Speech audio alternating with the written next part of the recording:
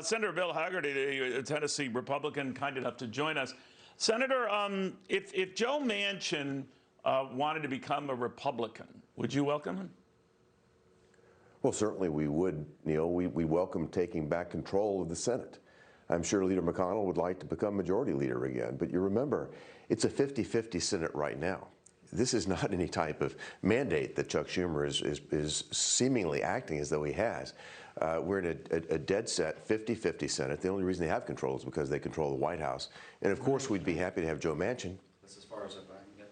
So he could also become an independent caucus with the Democrats. Yeah. There is that. How would you feel about that?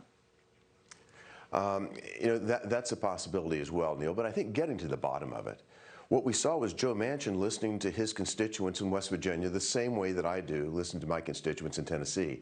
They don't want this. The American public does not want this, quote, Build Back Better plan at a time we've got massive inflation.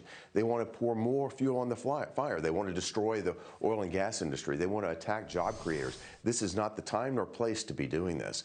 I think Joe Manchin is listening to his constituents the same way that 50 other Republicans are listening to theirs. There are 51 senators that are against this right now, not just one.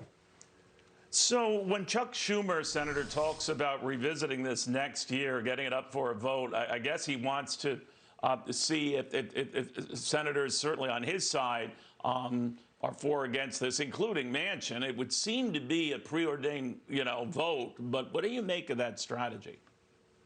I think this is just a reflection of anger. It's a reflection of fear.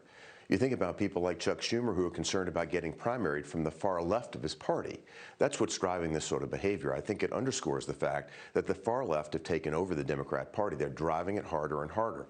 You just heard earlier, Democrats in the House calling for the Senate to take action. That's not their position or place, but they're driving activity in the Senate right now because the far left has got that much control over the Democrat Party.